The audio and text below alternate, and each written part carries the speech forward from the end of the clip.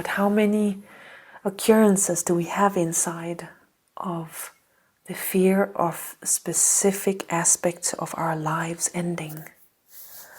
How attached are we to the continuation of, or the getting in a specific alley, like whether it be, a partner for a woman, or a beautiful place to live, or the deep connections, or like whatever. It can be, whatever. Yeah, to see that the main obstacle we're standing with is the obsession in the direction of these things. And that somehow, when we give up the struggle, what we end up standing with are like open hands.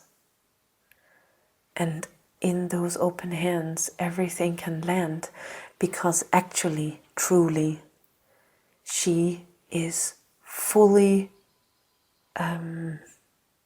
happy to.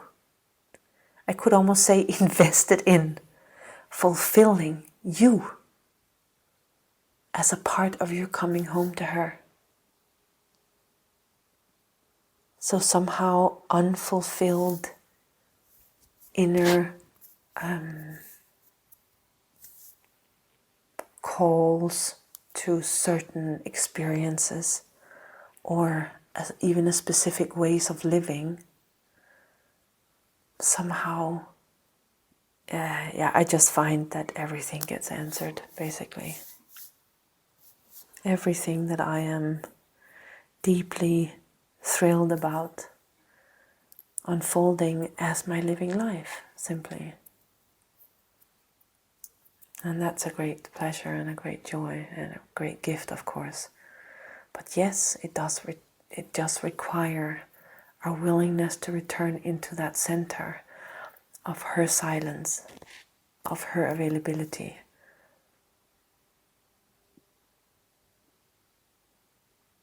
of her care, of her joy.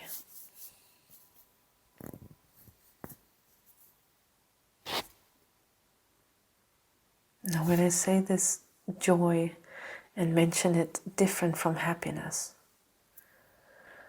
I do that for a reason, because joy and happiness is not the same. In that rest into the ground of being, which is her, where we rest all the way to the bottom of the body. We're meeting and allowing ourselves to grow into depth and greater holding space for both pain and pleasure. And it's a part of the game. The hoping for pleasure apart from pain creates pain. The moment we try to stick to pleasure, we create pain. So in that sense, that part of being free to be with in our rest into that ground, it's everything. Because the very invoking of our investment in things being in a certain way is another rising of the somebodiness, which is apart from her, which is already based in as the seed of manipulation, willing to try and get, willing to try and turn existence in a specific direction according to what we want. And right there, our surrender is lost. A greater silence is called for from us. A greater acceptance is called for. And that acceptance is about resting deeply into our essential nature, into the essence of her, where we are more loyal to,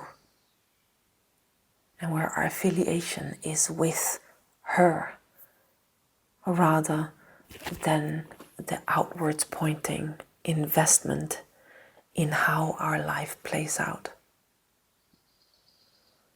So it's kind of like the creation of our perception, of our consciousness as a valley into that meeting with her that creates a unity that also makes available the endlessness of her, the endless space of her. And it is different from the outwards pointing, kind of like from the valley into like a mountain, the pointy, the hunting, even maybe. And the nature of us as women is that valley. So that's kind of how important it is for us to not forget where our deepest loyalty lies.